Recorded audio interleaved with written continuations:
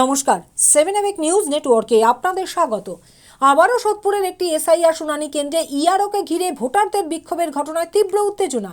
আর এবারের ঘটনাস্থল পানিহাটি পৌরসভার 19 নম্বর ওয়ার্ডের অন্তর্গত সোদপুর পানশিলা দেশবন্ধু হাই স্কুলে এসআইআর শুনানি কেন্দ্র।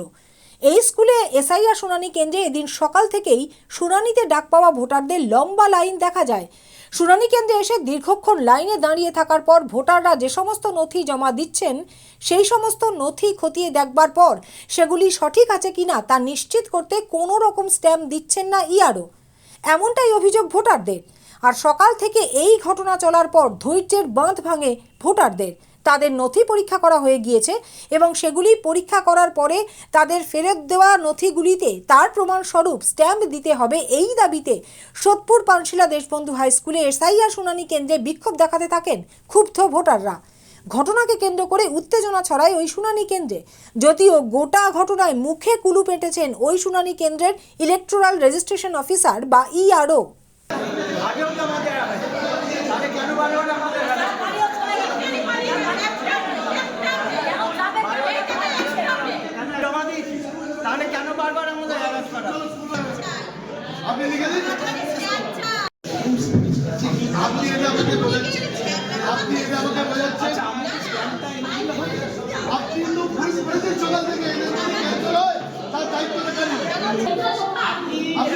আপনি এটা তো ভুল করেছেন।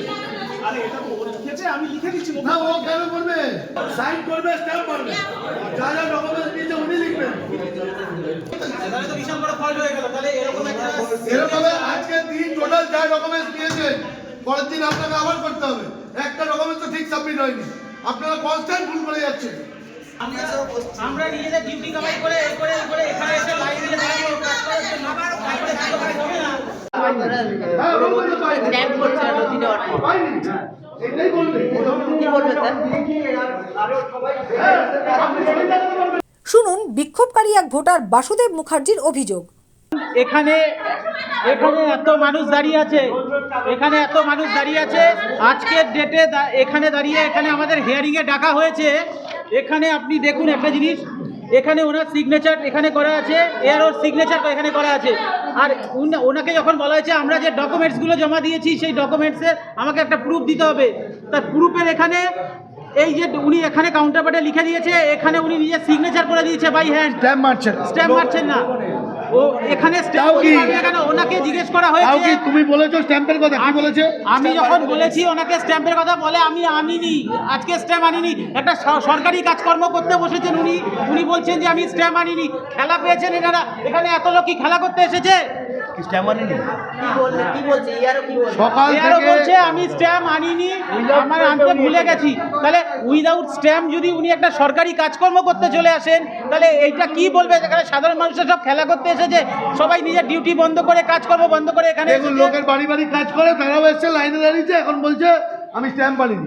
আমি সকাল থেকে আমি এত কিছু জানি না। আপনি কি চাইছেন? আমি চাইছি উনি আমাকে এখানে যেরকম এখানে স্ট্যাম্পটা করে দেবেন, আমাকে না সবাইকে এখানে স্ট্যাম্পটা করে দেবে। স্ট্যাম্পটা করে দিয়ে তারপরে উনি সিগনেচার করে যে ভালো কথা, কি পেয়েছে ডকুমেন্টসগুলো এখানে লিখে স্ট্যাম্পটা করে উনি দেবে, আমরা চলে যাব একদম। না হলে পরবর্তীকালে কোনো কমপ্লিকেশন হলে তার দায় কে নেবে? বলেছেন ইআরও স্যার? বলেছি, উনি তো উঠে চলে ওনাকে বলা হয়েছে, উনি এখান থেকে এতক্ষণ কাজকর্ম হচ্ছিল, সবাই কেউ চাইছিল না, কাজকর্ম হচ্ছিল। এখন যখন বলা হয়েছে এখন উনারা সবাই উঠে গেছেন। কেন এরকম হবে? তাহলে সরকারি কাজকর্ম করা হচ্ছে, ওনারা কি রেসপন্সিবিলিটি পালন করছেন? ভোটারদের নাম বাদ দেওয়ার জন্য ষড়যন্ত্র চলছে, দাবি আরও এক বিক্ষোভকারী ভোটার রজত দাসের। আমাকে আমাদের বিএলও 2 ফোন বললেন ইআরও সাহেব স্ট্যাম্পও করছে না, সইও নিচ্ছে না, সইও করে দিচ্ছে না, কাউকে করেনি। আপনি ডকুমেন্টস দেখুন, এখানে জমা আছে।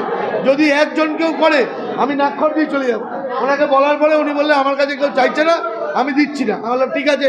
আমি তখন যারা আজকে হিয়ারিংয়ে এসছে তাদেরকে জিজ্ঞেস করলাম যে আপনারা কেউ চাইছেন না কেন?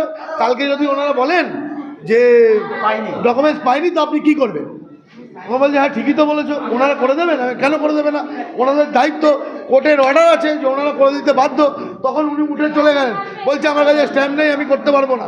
তাহলে সকাল থেকে যাদের জমা পড়েছে তাদের সব ভুয়ো, মানে ওনারা ইচ্ছা করে চাইছেন যে নামগুলো বাদ যাক, সবার অরিজিনাল ডকুমেন্টস দিয়ে জমা দেওয়া। তাহলে উনি চাইছেন যে আমরা বাদ যাই। ইয়ারও সাহেব কি বলছেন? ইয়ার সাহেব উঠে চলে গেলেন তো আপনার সামনে, পালিয়ে গেলেন।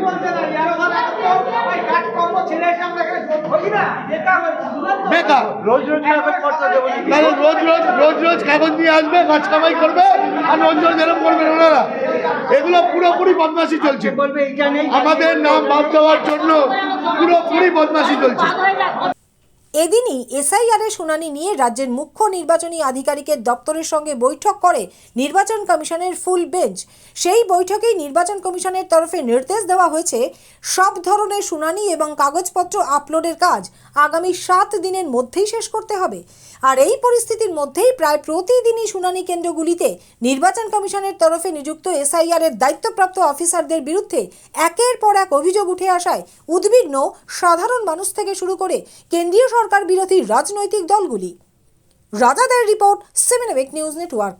আরও বিভিন্ন খবরের আপডেট জানতে হলে অবশ্যই সাবস্ক্রাইব করুন 7 নিউজ নেটওয়ার্ক চ্যানেলটি, কারণ আপনাদের একটা সাবস্ক্রিপশন আমাদের কাছে অত্যন্ত মূল্যবান। পাশাপাশি অবশ্যই ফলো করুন আমাদের হোয়াটসঅ্যাপ চ্যানেলটিও। জয় হিন্দ।